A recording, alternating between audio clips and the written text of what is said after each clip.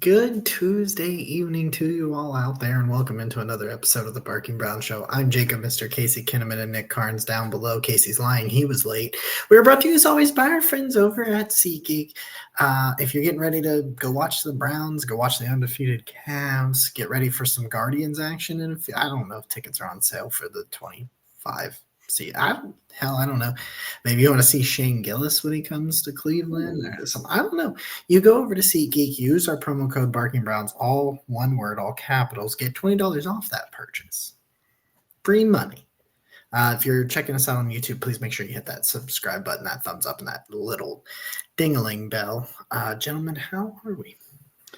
I'm doing good. I'm glad Jacob could join the party, so we could get this thing going. It's nice of you to be here, Jacob. I really appreciate that out of you. And that's me. I was the problem. Instead of being the only one that wasn't late, I was the problem. Hey, I was exactly on time. Same.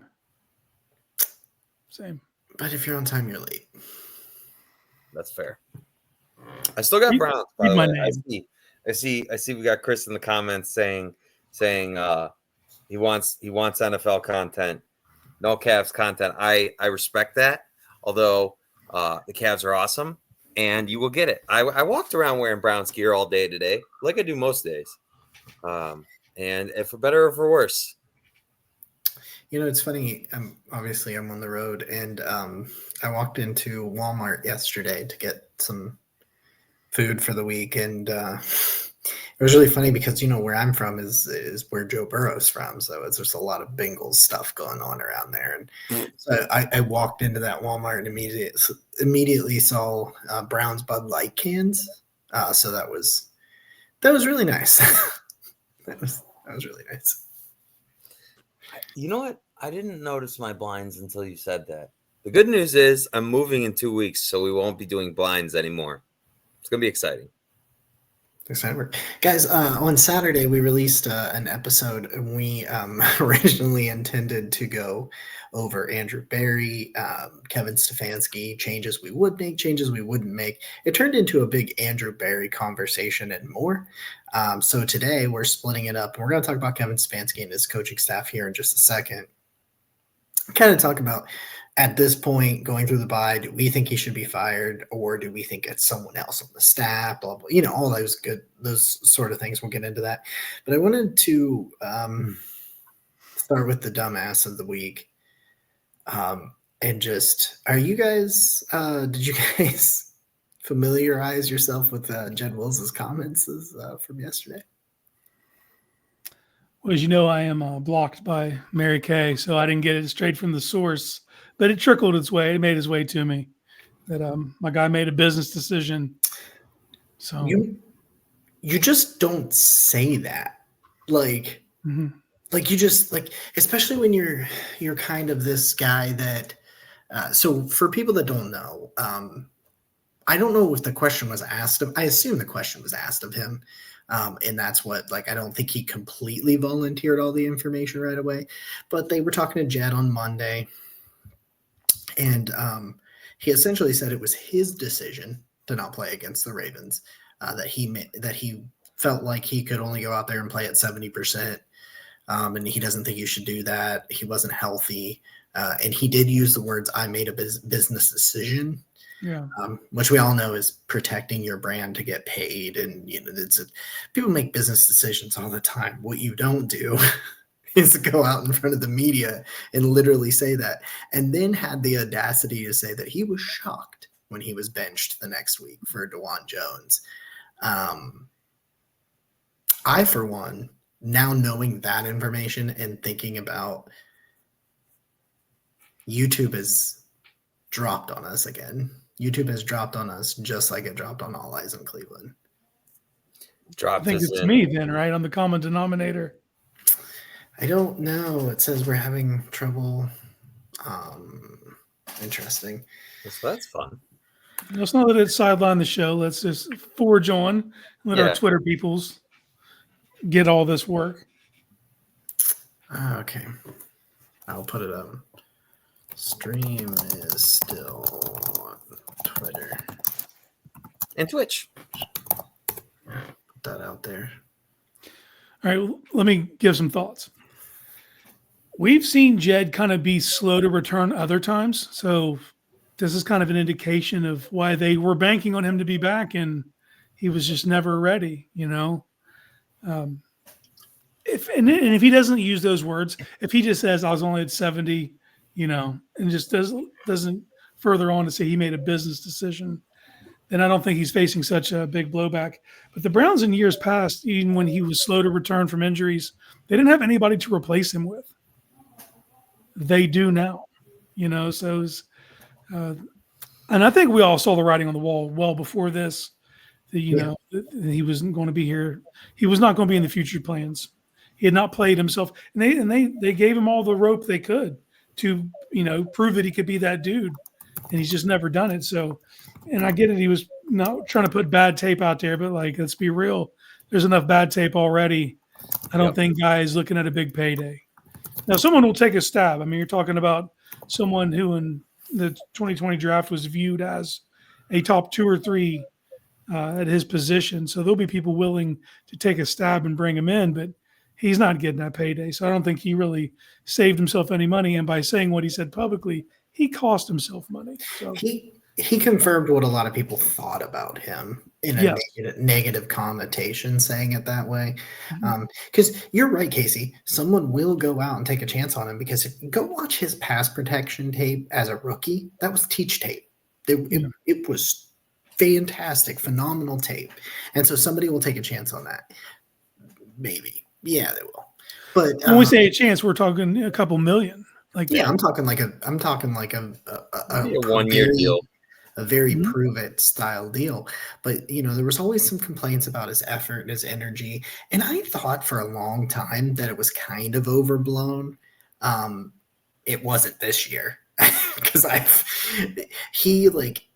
always thought like, maybe we're being a little too harsh on him. But this year, I just watched him straight up give up on many, many plays, because like in years past, you'd see someone get by him and I'd be like, well, I don't think he saw him. Now this year I saw plenty of situations where I'm like, oh, I know he saw that guy. I know he saw that guy and let him by. But, you know, there was all those complaints about it, and you just went out and straight up were just like, I just wanted to protect myself. Like, and so I didn't play, and I can't believe they binged me.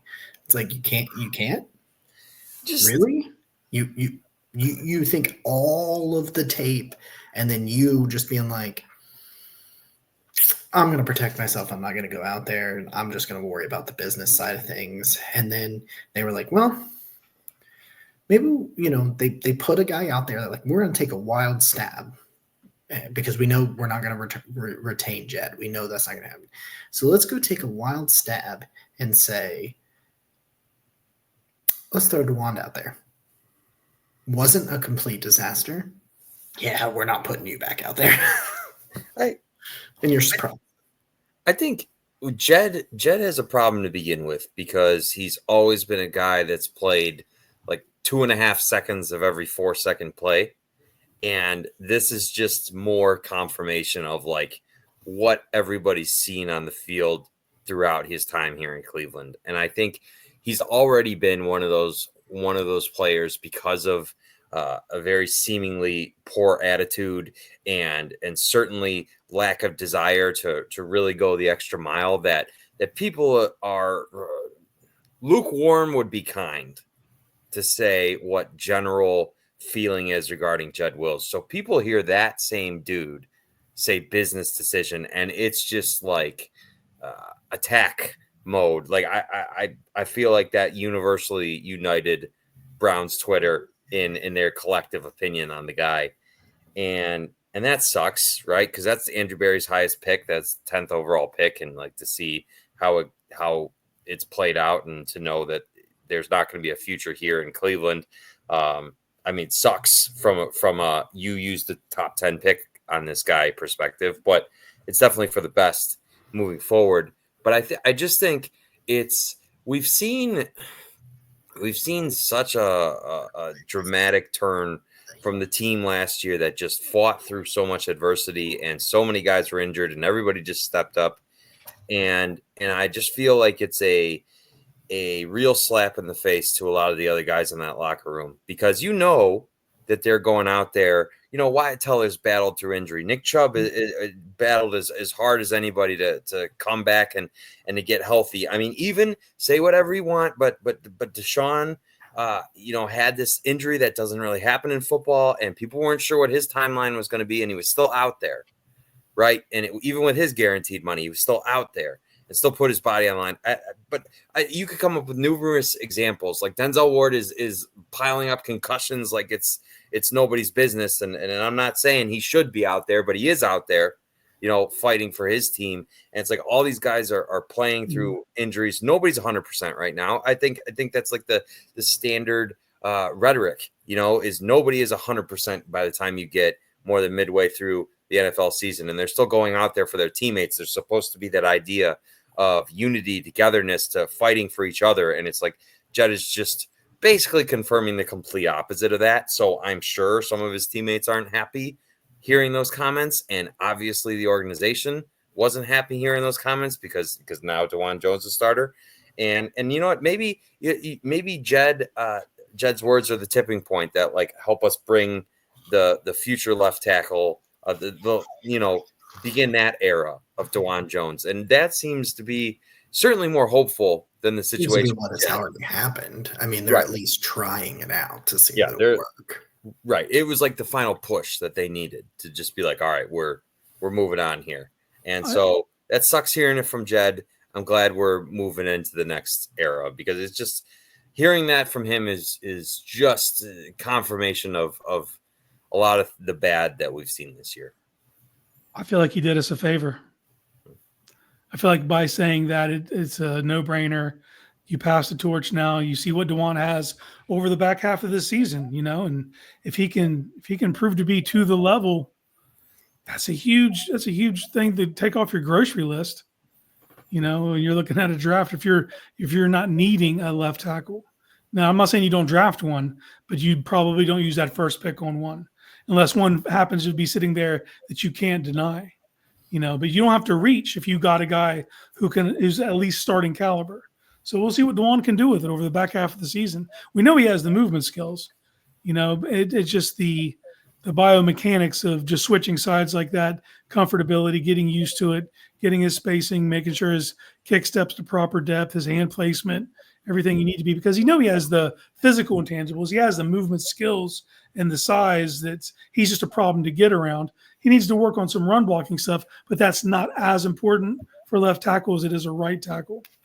I'm like in love with, I did a video for the OBR of dropped on Saturday about guards, and that assessment of he's just so big with DeJuan Jones is also true about left guard Tyler Booker. Not quite as big, but he's out the Alabama left guard. And I just imagine putting two enormous human beings next to each other on the left side of the line, because Booker's like 6'5", 358, 360, something like that. I mean, he's lean for as big as he is. Like, I think DeJuan would still kind of look a lot bigger than him. Yeah. But like, those are two guys you just have to try to go around. You can't go through. And it's a fun idea. It becomes really interesting because there's a lot of tackles that the draft community is kind of uniformly thinking are guards, like the top guys. Like, people think Will Campbell, LSU. People said it about Kelvin Banks, the left tackle from Texas. A guy I like a ton, Wyatt Millam, the left tackle from West Virginia, who hasn't allowed a sack since 2021. And he started 21, 22, 23, and 24. Good stat. 32. He's got like 32-inch arms. But you could then go and get one of those guys where it's like, he was a tackle in college. I think he's a better fit as a guard. I'm going to kick him down in a guard because I think I've got a tackle here I can mess with. And so that's a really fun thing about that. So, okay. Here is the conversation everybody wants to have about Kevin Stefanski. Let's talk about his tenure, his staff. Again, I come in a little bit like Switzerland here, knowing that I've kind of played a little bit of both sides of the fence. I remain of the I would rather keep him. I think you should keep him. But if you fire him, I guess I'm not going to lose sleep over it. But I think he'll get a job in 30 seconds, and that is really telling. I mean, he did say that DeJuan's the left tackle moving forward. So I see. I don't get what the argument. People will say, "Oh, well, he didn't hold players accountable." He suspended Myles Garrett from multiple series 2 years ago, and people lost their mind because Myles Garrett. I can't remember what he did, but it was a disciplinary issue. He's sat people. I mean, has they held everyone accountable like they should? No, you're right. But I don't get the argument that he doesn't do it at all. I think it's probably somewhere in the middle. When he straight up high roaded the situation, because people were asking oh, if Jed's healthy, why isn't he starting? And he just said, we're moving forward with DeJuan. We still think highly of Jed, and he didn't use one disparaging word. We didn't hear any leaks from the organization that Jed made a business decision. No, it was not going to come out unless Jed said it. That makes it so much worse. It does. That's what I'm telling you, man. I just couldn't believe that.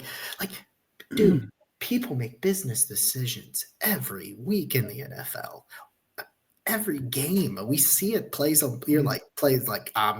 not throwing my head in there. This is a first down. I'm not.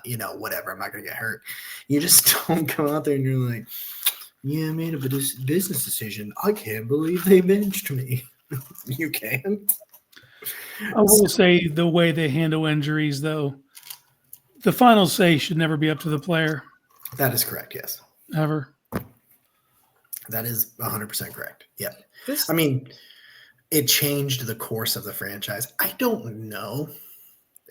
I still don't know what happens. And this is the conversation about Kevin Stefanski and his staff. This is where we're going, and we'll ultimately get to where we want to be as the three of us explaining what we would do and that sort of thing. I've got two really fun things that I've been looking forward to floating it out in front of you guys. So we'll get there in just a second. But I don't know what happens if Baker gets the surgery. I don't know. This has been going on since then, man. Since Baker was saying, I decide if I play or not, right? It's like a theme. But here's the weird thing about it. I have felt like outside of 3 situations that has not been the issue. We got it with Baker, and we got it with Deshaun last year with the ankle and the shoulder before he was shut down. And now we're getting it with Jed.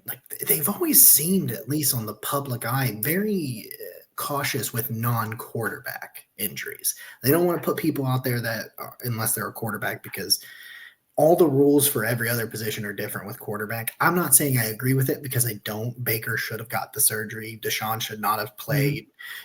Things. I don't agree with it, but I understand that quarterbacks have different rules. It's just the nature of the beast and why they make way so much. If you don't have one, you're fucked, At least if you don't have one that's at least serviceable, that you can put some things around and make it work, you're pretty well screwed. It is what it is.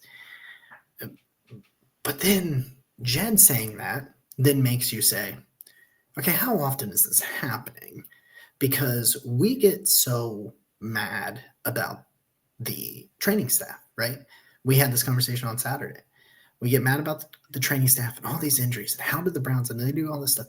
And then it makes me remember Alex Wright's situation, where he said after the torn tricep that this was an injury he had 2 weeks prior. They played through it. Mm-hmm. He tears was it his tricep? It was his tricep. Yeah, he hurt it during the joint practices with Minnesota. Okay, yeah, and then it was the Giants game is when it tore it or something. But so then Jed admits it out loud, and I'm like, is one of the issues that these players / coaches / training staff are putting guys out there that really probably shouldn't be, and they're getting re-injured, and we just don't know they were injured in the first place? Because I don't know about you guys, I don't remember Alex Wright's injury at all being talked about. Maybe he was limited. He might have been limited in practices or something like that, but nothing along the lines of this might be a real injury. So then that question, just like we had with AB last week, we're like, who's making these injury decisions? Who's hiring these guys? That stuff's got to change. So, I'll give the floor to you guys with that stuff. But if that's something that's going on where players are having the final say, we're now seeing time and time and time again that giving that to those players in that situation, it's not working. Yeah, for me, it just comes down to the chain of command. Look, I want the player to have input. Yes. But at the end of the day, if the coach decides you're not healthy enough to help the team, then that's the end of it. To me, that's the crux of everything. It's when I say that AB is being too nice of a guy by letting Bill Callahan go, you did the right thing by Bill Callahan, but you did the wrong thing by the team. Mm-hmm. You don't do things at the detriment of the team. And that goes to injuries as well. Like quarterback's obvious because he touches the ball every play. And if he's not physically healthy enough to execute, then you're just shooting yourself in the foot. You'd be better off with a limited game plan with a backup that at least the backup can execute those things than a guy who's a star or someone trying to be a star and they're physically limited and they'll still try to do the things like wow plays, but they can't pull it off because of the injury. You're just hurting yourself. So the chain of command, it just needs, I don't care that the player has input and they say, hey, I'm at 70%, I'm at 80, I feel like I could go. That's all good stuff to go on information wise, but that can't be the final say. The final say has to be the coach talking to the training staff and they make a true assessment and then do what is best for the team. And you can't tell me, and even if look, would they put Jed out there if Jed said he was good to go at 70%? Because I would rather have DeWand. Even if Jed was 70%. If he says, coach, I'm only 70, but I can go. At that point, I'm the coach. I say, if you're 70, I'm going to sit you and I'm going to put this guy out there this week. And maybe then he does have an opportunity down the line to get back out there. You know what I mean? So to me, it's just the chain of command. I don't care that the players have input, but they can't be calling shots like that. And obviously, once again, we don't fully know, but it kind of feels like that. Well, you guys both know me, and I'm pretty big on themes. And I just think throughout the time that Jimmy Haslam has owned this team, there's always been this weird chain of authority. I guess to piggyback off your chain of command, who reports to who makes the decisions? How do you decide on these decisions? Is it collaborative? Are you guys going directly to the owner? And I know that's not specifically relevant to this, but my point is that there's been a very unclear power dynamic in this organization basically since Jimmy Haslam took over the team. And even now you look at it and you're like, what does Paul DePodesta do? How does Kevin Stefanski and Andrew Berry's working relationship go in comparison to him? And who makes these decisions? And I just feel like there's constant confusion over decision-making within the organization. And it doesn't surprise me at all that then we get to situations like this and we're saying, okay, how are these decisions made? And it's very, and so then I just don't know another organization that I've seen. Now, granted, I don't follow the other 31 teams as closely as I do the Browns, but I've never heard players from other teams say that they solely control if they're playing or not. I've never seen injury. I think this comes back to the injury report thing. Okay. I've never seen injury reports I've seen maybe once or twice. Don't get me wrong. The Rams, especially at the beginning of the year with offensive line, they had 15 of them that were out. But I don't know those teams as closely as I do this one, but I also don't see their injury because you see opposing teams' injury reports every week. We get them every week. Here's the Browns and the Saints for today. We'll get that tomorrow, obviously on Wednesday. But here's the Browns and the Saints report from Wednesday practice, from Thursday practice, from Friday practice. So we get to see those sorts of things. There was one, I don't know if it was the Ravens, the Bengals. There was one in the last month or so where the Browns had 12 and they had 3. Yeah. That was Philadelphia. The Ravens was actually the closest one we've had. Okay. It was 13-10. Okay. That's the closest we've had. I just 13 seems like a low number for us. Yeah, that was we're getting healthy, boys. We've only got 13 guys on the injury report this week. It's like this is a prevailing the way that they handle these injuries is a prevailing problem within this regime and this organization. And you're looking at it now and you're saying this has been a problem like that we have been a very public problem since the Baker Mayfield saga in 2021. Here we are in the we're about damn near done with 2024, as scary as that is. And here we are again with this weird handling of injuries and decision making. And it's like, as time goes on and as you cement yourself as the regime that's leading this organization, you all get extended. Would like to see progression and learning from mistakes that you clearly have made. And it's just, I'm not saying it's this way across the board, but in terms of this whole decision-making injury stuff, it is the same or worse as it was then in 2021. And that is a massive problem to me, because we can look at the butterfly effect from what happened in 2021 and the direction that the organization has taken since. And it's like, if it was that impactful then, why are we still having this problem now? It starts to become a situation where you're like, if you're bringing this regime back, this needs to be priority number one, is figuring out what the issue is. Because I get freak issues.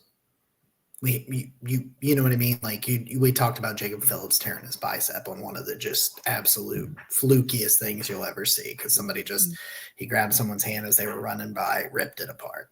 I understand those sorts of situations, but like with Deshaun, that was nothing that the team could have prevented. An Achilles pop is just shitty luck. You landed on just the right situation, it rips apart.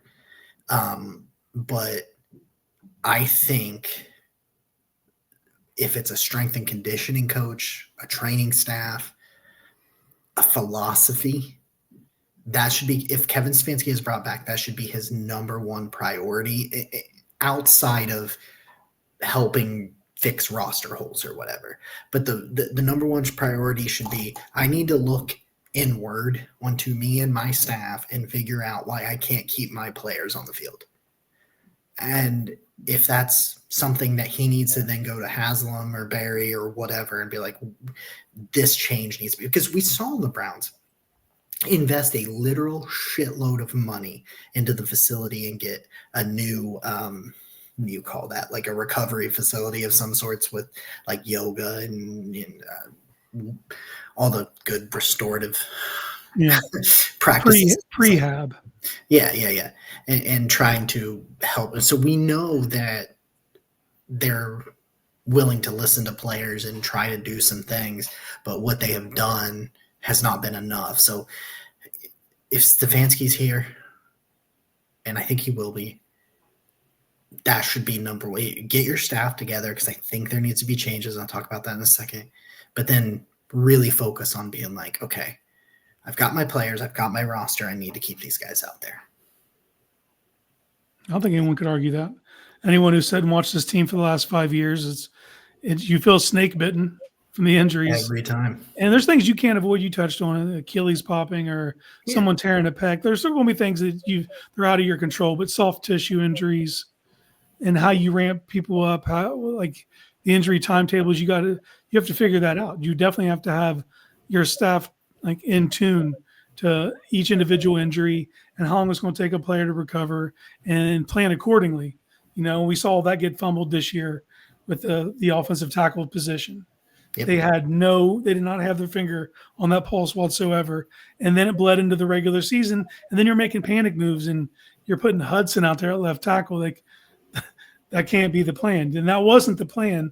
And they even tried to get backups, but those backups get injured. And, you know, so and I know it sounds crazy. You know, you can't prevent injuries in a game that is just filled with car crashes. Yep. But you have to mitigate and you have to control what you can control. Yeah. And I mean, the thing that would get me the most is, you know, insanity is doing the same thing over and over again and expecting different results. So if that's the intensity of training camp, regular practices, whatever it is, if that's just not up to par, then get it up to par. Like, I know we're like 30 minutes in, we're still harping on this injury thing, but it feels like the management of that side of things with the coaching staff and with the staff overall, it's just not there. Well, so it's a huge piece of the puzzle, right? Because you're investing all this money in all these talented players, and if you don't have them on the field, it doesn't matter, right? And you look around the rest of the NFL, and you look at guys that are rehabbing from similar injuries that the Browns, like I look at TJ Hawkinson, for example, who has had a very clear ramp up plan. You guys know I'm a big fantasy player, so I follow all these injuries. The Minnesota has been very clear about where his timetable is and how he's coming back from his knee injury. They activated him and they slowly brought him along. There was no this weird he's ready, he's not ready, we don't know. Just these like strange games, or like you talk about the soft tissue injuries. It's like, they knew that the Texans knew Nico Collins, had this hamstring injury. They put him on IR. They let him recover.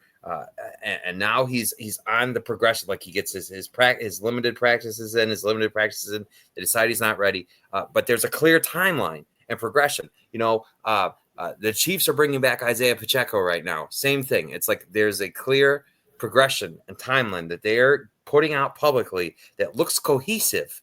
And it's just like, you look at how the Browns are handling these things, and it's like the Panthers with Jonathan Brooks. And it's like, that is not the company you want to keep as far as how organizations are handling things. I'm going to say one name before we move on that encapsulates everything you just spoke on. Nyheim Hines. It was his birthday today. Team wished him a happy birthday. Happy birthday, Nyheim. I get it, but like I saw that post and I'm just like, read the room. It's a gross mismanagement, man. Yeah. And again, why was he even activated? Who did that evaluation? Who did the evaluation I'm sorry, not activated. Why was opened his practice window? Because, and I'm not saying this is true, but what if he's healthy right now? If you had just not been premature and pulled the trigger, he could be out there. And I'm not saying like a Nyheim Hines saves the season kind of thing. That's not what I'm saying at all. I'm just saying it's these little compounding things that they have done all season long that have been issues, the penalties, the turnovers, why the hell, let's get into this. Why the hell can we not line up? Why are you getting pre-snap penalties still? Too many people on the field, busted coverage because we're not communicating. And I know some people want to be like, well, it's not a coach's fault if they're committing a penalty. You know what? It is if they keep doing it because you're the boss. Figure it out. You know what? If I go to work every day and every day I shit my pants, it's not my boss's fault that I shit my pants. They didn't tell me to shit my pants. But if they can't get me to stop, they can either find a way to get me to stop or I shouldn't be there anymore. Don't put me out in the front. I shouldn't be talking to the customers with poopy pants. Maybe you put me in the back. I'll be all right back there. Put me on the bench. Maybe if you really need me, I'll come up there and I'll do what I got to do. But if you can't get this guy to do the fucking thing he's supposed to do, then he shouldn't be on the field. And that's on you. I thought you'd go with the hypothetical instead of really bearing your soul right there. Yeah, well, cool kids shit their pants. Well, here's the thing, man. Be who you can afford to be. Well, let's take one player, elephant in the room. He has pre-snap penalties. Not every game, but every other game. Myles Garrett's he's going to do some encroachment. He's going to go offsides. You live with that because of what he does.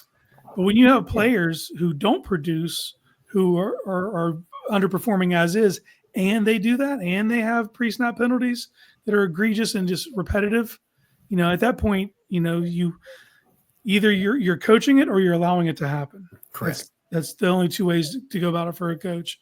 And if you can replace that player, you should. If you don't replace them, what kind of example are you setting? Now Miles might be a unicorn.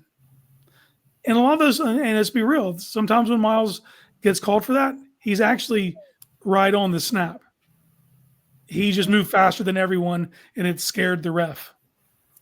But there are times when he encroaches, And there's times when he gets the jump and gets a sack. Like, I mean, it's what he is. That is why you live with that particular infraction.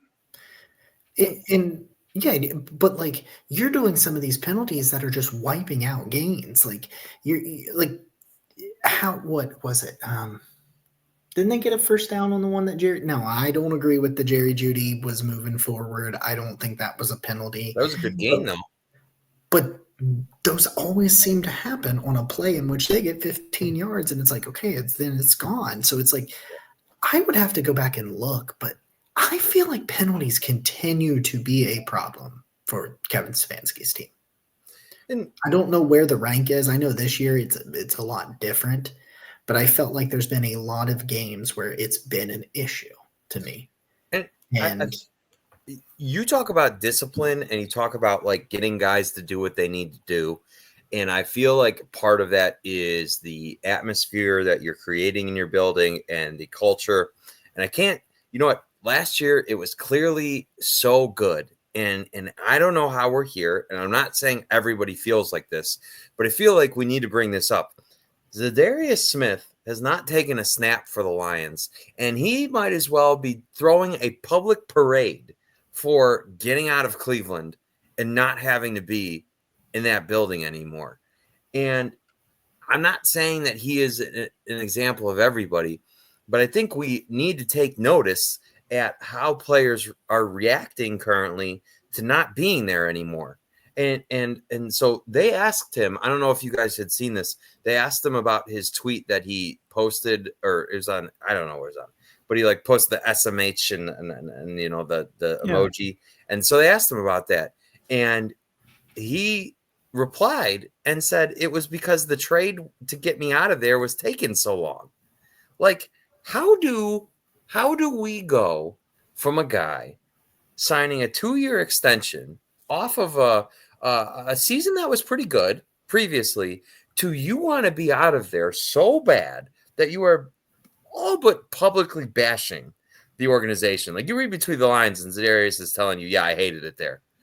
Like, how we have done a complete 180 in less than 3/4 of a season's time. And I'm just like looking at this as the overall picture of where we're at. And I'm just wondering, how did we get here? So the Browns, a lot of penalties this year. Last year were second most penalties in 2023. So it is a theme. This is a multi-year theme that you've got. And that's my biggest, I think, Nick, to answer your question, I think quarterback play is a lot worse.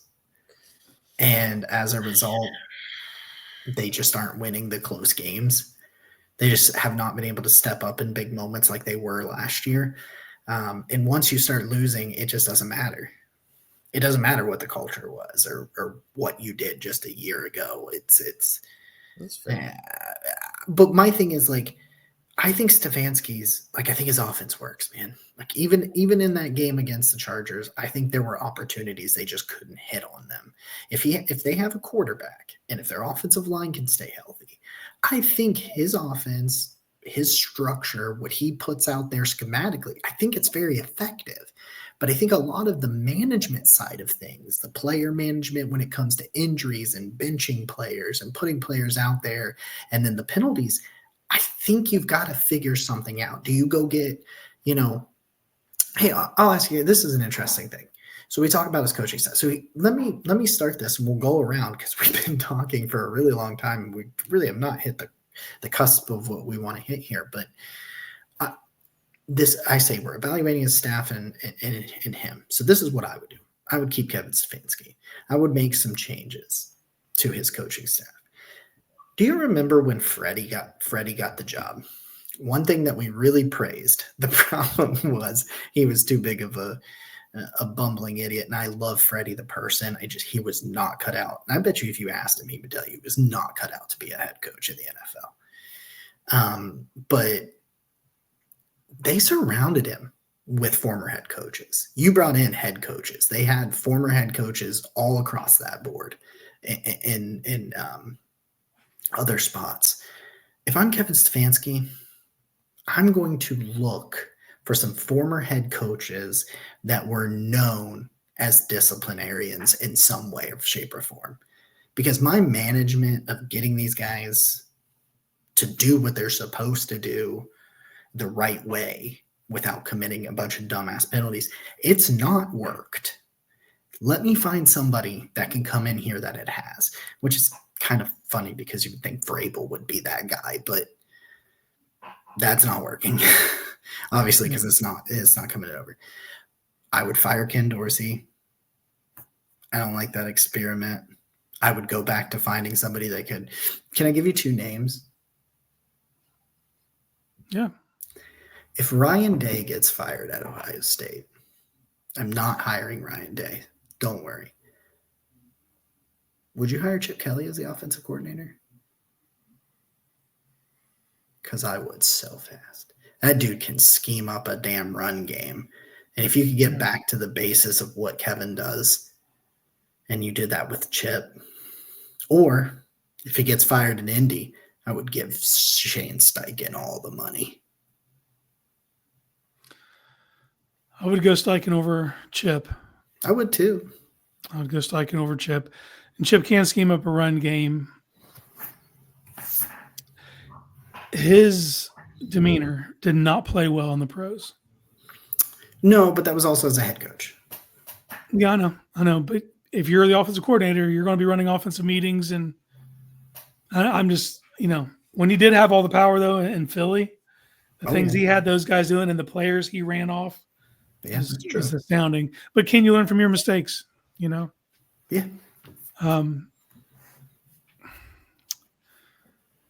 Yeah, Steichen's an interesting one. But at the same time, that doesn't really blend with what Stefanski does. So if we're going back to a Stefanski style offense, if that's the move, if you look at this, and I don't think anyone could argue that the experiment with Dorsey has worked. It just hasn't, Do you keep him just as your quarterback's coach? Will he take that kind of a demotion? Probably not, right? I would say probably not. Because by all accounts, he is a good quarterback's coach. And look, he was tasked. This wasn't his offense. This is the same thing that was before, man. This is a lot of different input. But he's the one who was tasked with spearheading that movement and gathering all these different philosophies and schemes and putting into a coherent system that would benefit Deshaun Watson. And it didn't. How much of that is Deshaun, though? What offense could that dude run right now? I don't know if there's an answer to that question. And then that's why he's being evaluated right now. Dorsey's on Front Street. He's being evaluated by handing him over everything. It's like, okay, show us you need to be here. So we'll see how it plays over the last 8 games. It isn't a death sentence yet. If you can get these final 8 games and go 5-3, 4-4, but be competitive, score in the high 20s, be efficient on offense, hit your explosives. And most important for me, the thing I'm looking for is find solutions in game when coordinators take things away.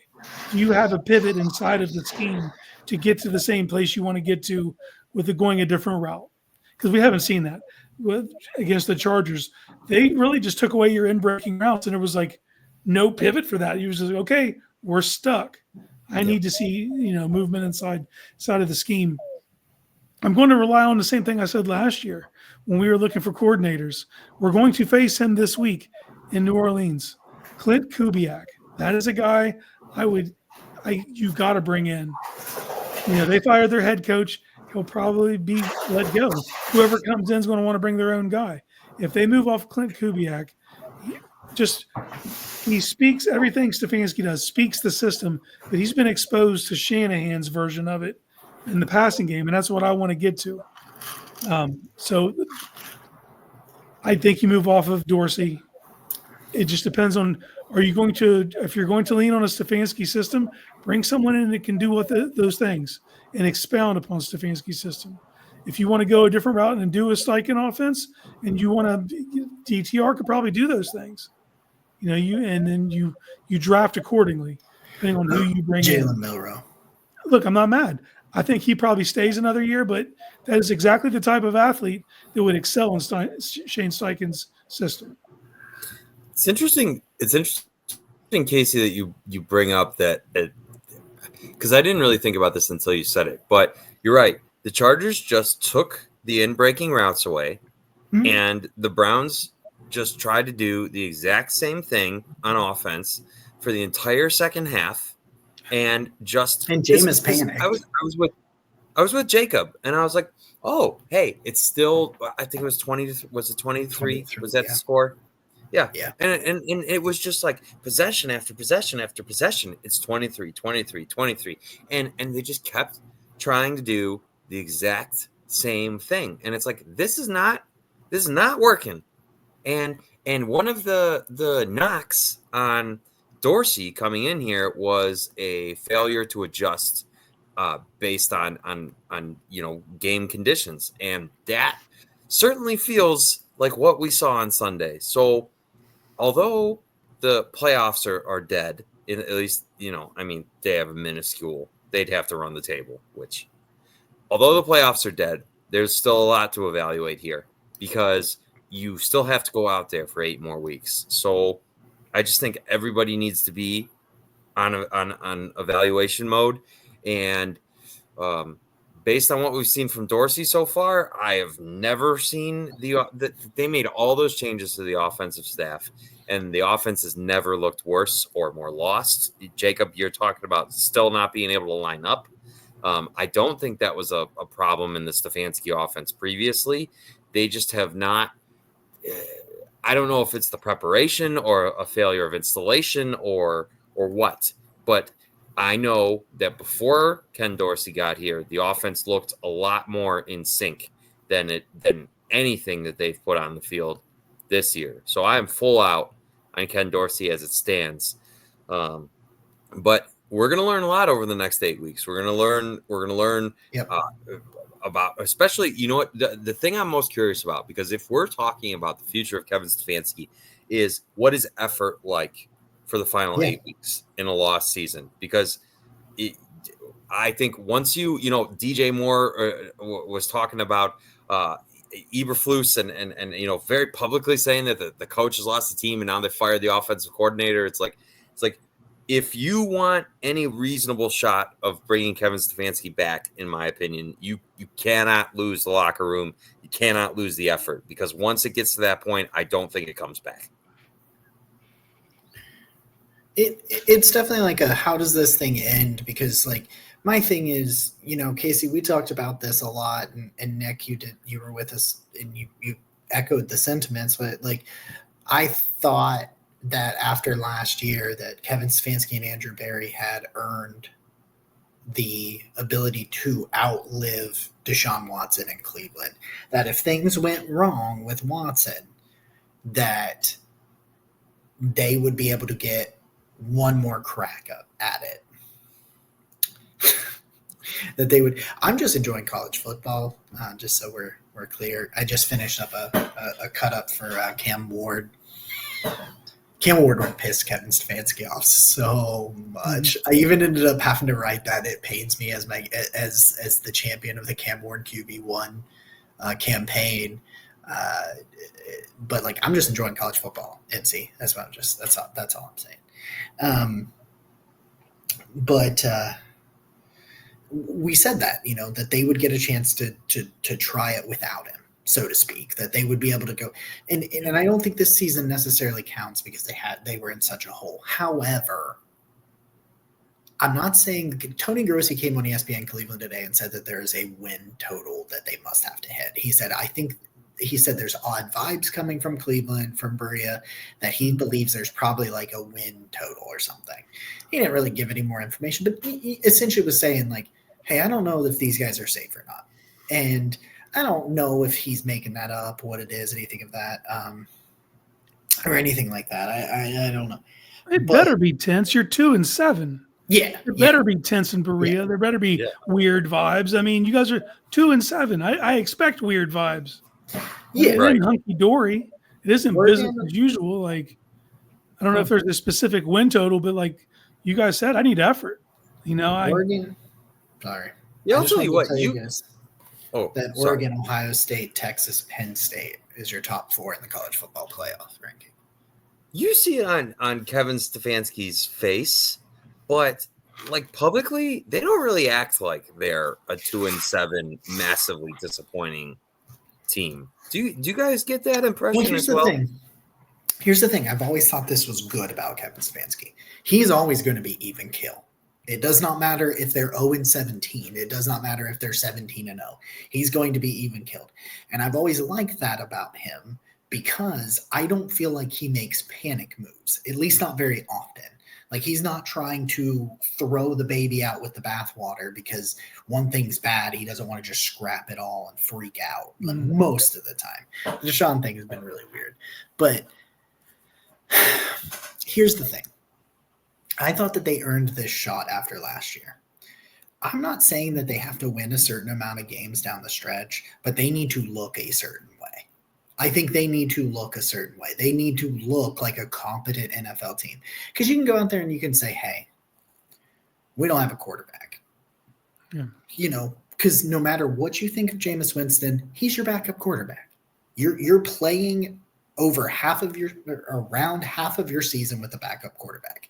Your starting quarterback, who you had to surround the way you did. I think they had to do what they did with the offense because one way or another, Deshaun was going out there this year and they had to try to put him in a position to win. And this is I'm not saying they executed it correctly, but I was in favor of what they did because they were trying to make this work because they had to. Now, they should have pulled the plug a lot sooner. We all are in agreement with that, and then most of the world is in agreement with that. But my thing is, if you go out there and you say, look, I have a guy that hasn't played left tackle in I think it's 4 years or whatever it is for Dewan at this point. He's going to start. He'll probably, if he were to start the rest of the year, he'll have started half the season. So you won't have a left tackle that started more than half the season over there because it's been a revolving door over there. Right tackle, it's actually been kind of solidified since Jack came back. You've had 3 right guards, 3 centers. Yeah. You traded Amari Cooper. David was hurt for a month. You didn't have Nick Chubb. All of that stuff, and you look like a competent NFL team, I want that coach back. All of that. Even if you're saying that there's some mismanagement with injuries, at least from the standpoint of, can this coach? Yes. Now, do we need to put some other things like fixing strength and conditioning and putting some an authoritarian on the staff? Although that might not work because I think Jim Schwartz kind of is, and his group still can't. I don't have the answers, guys. I'm just saying the way they're doing certain things are not working. But if they look like a competent team, I absolutely want to bring him back. Now, if they just implode and look like they did against the Chargers the rest of the year, I'm shit. That's hard then. Yeah, I'm shit canning them all. Well, let's just talk about the proving grounds that they have here. Over the back 8, 5 of them are on the road. You play all the top defenses, some of them twice, So if you're able to be competent, even New Orleans on defense, man, they swarm. Denver, nasty on D. Obviously, the Steelers don't like throwing them compliments, but let's be real. That's a legit defense. Chiefs are killing it on D. You play a lot of top defenses, and most of your games are on the road. So if you're able to prove it in that environment, you feel good about it.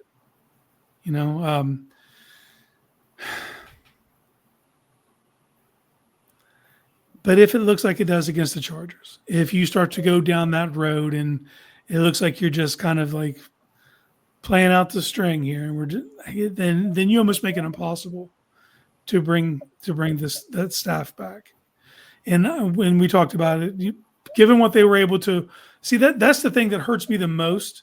Because every season's different. and requires different things. But when you're a franchise that is consistent, you want to have some things that are through lines that go from season to season. You can rely on those things. I thought the resiliency was going to be one of those things for this team. We saw how resilient they were last year. So I was like, okay, you can throw curveballs at them. They've seen that. They've did that whole one game at a time mantra, 1-0. And if they take that mentality, they'll win more than they lose. And that has not been the case. So that's disheartening. So you really haven't built that. If you guys were to say, what is the defining characteristic of this regime, what would it be? Because you're in year 5, it's got to be something, right? And if it's not, then what are we really building? Yeah. I entering the season, I would have said resilience. Entering. Same. And if they can do some things down the stretch, then you feel pretty confident about that. But right now, I'm glad there's more games, because I don't know what I would do if the season was over right now. Like, I would be very back and forth, wishy-washy. I think if I had to answer right now, Casey, I would probably go back to the even keel stuff. Because, man, no matter what's happened, they've just always kind of given – Stefanski just goes out there. He kind of gives his press conference, and it's always the same. It's just, whether Baker's battling shoulder injuries or they got this whole Deshaun thing. He gives us the best chance to win. Or, Joe Flacco comes and he's saving the season. Kevin Stefanski sounds the exact same. So right now it's just that even keelness, which I don't think, honestly, I don't think that's what, like, you should be absolutely desperate right now and fighting for your season and fighting for your jobs, really. And, I thought we were at a turning point against Baltimore where, like, we really saw them just go all out to beat Baltimore and give that play desperate and give that effort. And it just, and then it was like, it was gone after that week. It was gone. And so now I want to know, like, you're going down to a Saints team that's lost. Chris Olave's on IR. Rashid Shaheed is on IR. Their top 2 weapons are gone. It's like Derek Carr and Alvin Kamara, and that's about all. Taysom Hill, how dare you? Yeah, I'm sorry, Taysom Hill, right? So, like, how do you look against those guys who also fired their coach, right, and have massively disappointed in a division that they were they won? Did they win that division? Yeah, they beat the Falcons. Yeah. You get that coach bump when you fire a coach. You always get that one game bump. Yep. So we'll see if there's a regression. They come back to earth, but they're going to be playing at home in front of their peeps. Yep.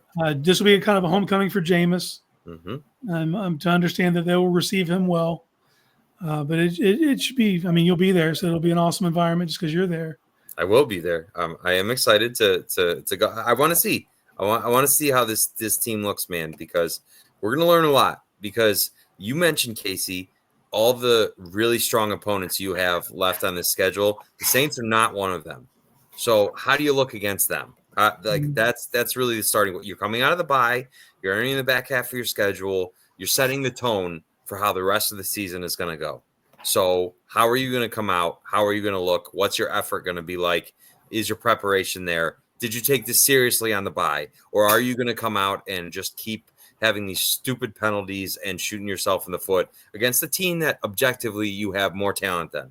But the Saints are going to give it to you, man. They give effort. They give effort week in and week out. Alvin Kamara just got extended, man. He's balling for them. What was he like? He's 29, 28? I believe so. I believe he's 28. Like 29. Yeah. You wanted to write off running backs to that age? He is not that guy. That guy, hats off to him. So it's 29. Okay. So I'm really curious about how this, I think this is a game we're going to learn how the rest of the season is going to go. Because you are flying home and playing Thursday night football on national TV against Pittsburgh after this game, which is currently terrifying to me at this point. I like the fact that it's at home. Yeah. But you need this win, the springboard, Dad. If you want the crowd to be into it, you got to get the crowd to believe. So you have to, obviously we're even at 2-7, playoffs are just a glimmer of a hope. regardless of the playoffs, you have to win against New Orleans and come home and play strong and win against Pittsburgh. Like, if I had to set a number at it, man, I'm being honest. For you to feel like you're taking positive momentum into the offseason and that you can build off things, you can't go worse than 4-4 over these back 8 games. I think you got to get 7. I think you've got to get to 7 on the year. And here's something else. I know we're getting a little ahead of ourselves here, but I just watched Pittsburgh fans. Now, I get it. Washington's been kind of down out. They're up this year. They're competing for that division right now. Pittsburgh fans took over that stadium in Washington. And if you lose against the Saints, they're going to come to Cleveland. Yep. They're going to be waving those stupid yellow towels on national TV in your house. And you're going to hear them chanting "Moof" when Pat catches passes and all of those things that, they're first in the division right now. Yeah, they are first in the division right now. They're fired up. And so, Casey, you bring up a great point, man. You have to win this game, because if you don't, I mean, Browns tickets are already in the basement. They are all going to drive 2 hours and be here and fill your own stadium. And it will be really, I don't even want to think about that. I don't even want to think about it. You have to win. Have to win this weekend. Have to give people some reason to spend their money and come to the stadium next Thursday night. You have to. It's a great place to say, fuck you guys, and then get out of here. It's that meme where it's a guy with Browns hat on, and it's fuck you, and I'll see you next week. So, fuck you to the Browns, obviously, not you guys. We love you. Thank you for helping us get over 1,000 subscribers. We super love you. We're still growing a little bit, still getting views even in these tough times, which speaks to your resilience, because even if the Browns aren't resilient, Browns fans certainly are. So we love you. And with that, this has been another one of those shows where it's just like an onion. There's layer. There's so many layers to this. We're going to break it all down. I'm not sure if there's going to be a Friday show, because I will be flying on Friday. So we're not sure about that, but we'll figure it out and get that news out to you. Anyway, this has been another review of the state of the Browns. Nick is Casey. That's Jacob. Go Browns. Yeah, that thing that you said.